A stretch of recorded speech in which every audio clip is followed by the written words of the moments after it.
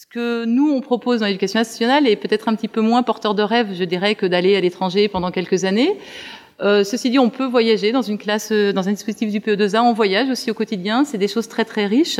Et puis, on a beaucoup d'étudiants qui vont d'abord à l'étranger, puis qui viennent au bout de quelques années, qui reviennent au bout de quelques années passer les concours, parce que parmi vous, beaucoup partiront à l'étranger, mais après, on a tous des raisons qui font que, au bout d'un moment, on choisit assez souvent de revenir en France. Donc, anticipez bien, mais j'ai envie de vous dire, ceux qui veulent déjà travailler, enfin tout de suite travailler en France, et les autres, prenez le temps de vivre vos rêves, parce que c'est important, profitez-en maintenant, vous êtes jeunes, mais n'oubliez pas que pour revenir, il faut déjà avoir peut-être un peu anticipé, et en tout cas avoir terminé votre Master 2 et avoir commencé à anticiper ce que vous pouvez faire plus tard, quel concours vous voulez passer. Je suis enseignante de français et de FLS au Collège Colette de Saint-Priest.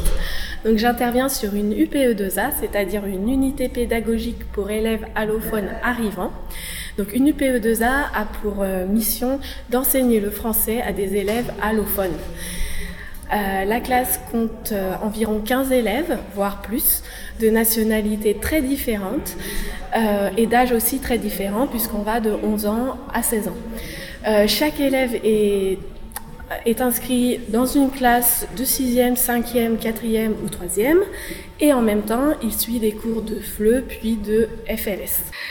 C'est un poste extrêmement intéressant, évidemment, et je trouve qu'il permet de concilier l'enseignement de disciplines, donc pour ma part le FLE, le français, mais aussi des convictions personnelles plutôt tournées vers le social. C'est assez, je trouve que c'est un poste très très riche.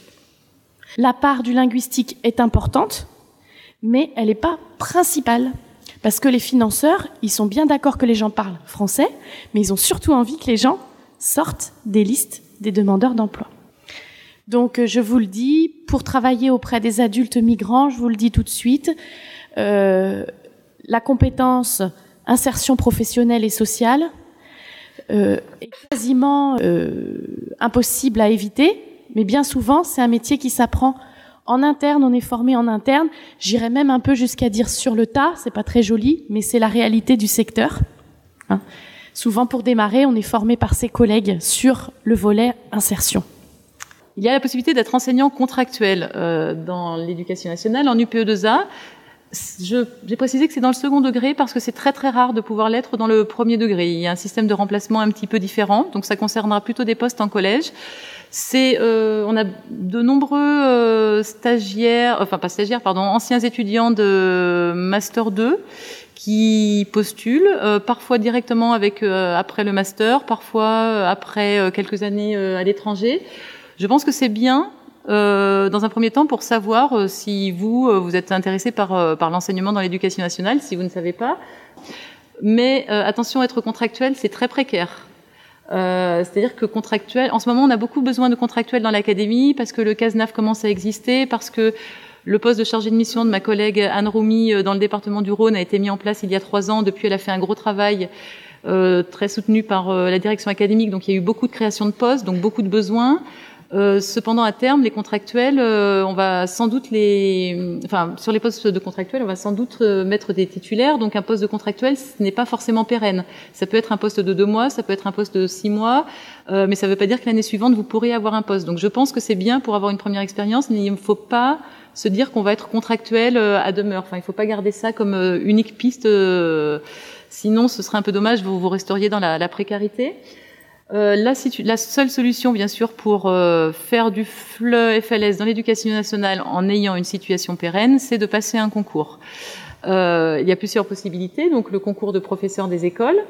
Une fois que vous avez ce concours, il faut passer la certification FLS. Actuellement, c'est la seule chose officielle, même quand on a un Master 2 en FLE, qui nous donne priorité sur d'autres collègues pour enseigner le FLE. Donc, par exemple, une personne qui n'a pas fait de Master 2 et qui a la certification FLS sera prioritaire sur vous si, par exemple, vous aviez le concours sans certification FLS. Donc, dans tous les cas, il faut la passer.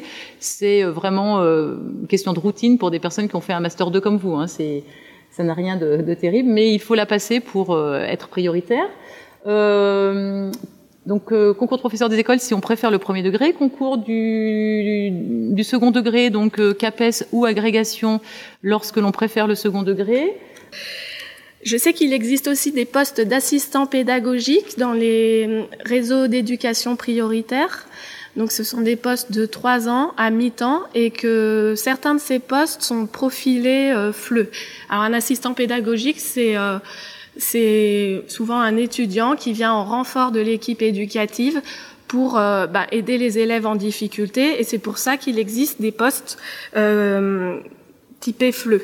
On est amené à se former tout au long de son parcours professionnel, à s'adapter à de nombreux changements, mais on ne connaît pas la routine.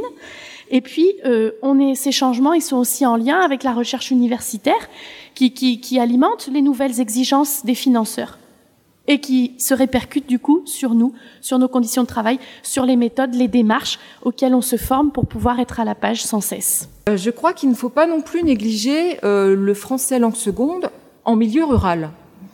C'est vrai que c'est quelque chose dont on ne parle pas, mais alors moi-même je connais moins, mais on reçoit dans le DU d'IFLES de l'institut, chapeauté par l'Institut de psychologie, souvent des acteurs plus ou moins bien formés, plutôt moins formés, qui viennent de Savoie, de Haute-Savoie. Il y a une population migrante en milieu rural, parce que en milieu rural, il y a souvent un tissu industriel qui est conséquent. En Savoie, c'est le cas notamment de la plasturgie, où on retrouve des ouvriers de la plasturgie migrants qui arrivent. Et c'est vrai que les arrivées à Lyon arrivent géographiquement, spatialement, par l'Est souvent. Donc c'est le flanc le plus à l'Est de la France qui reçoit des populations et qui emploie, qui salarie des populations. Donc c'est aussi un aspect à ne pas négliger. Allez voir aussi ailleurs qu'à Lyon, peut-être.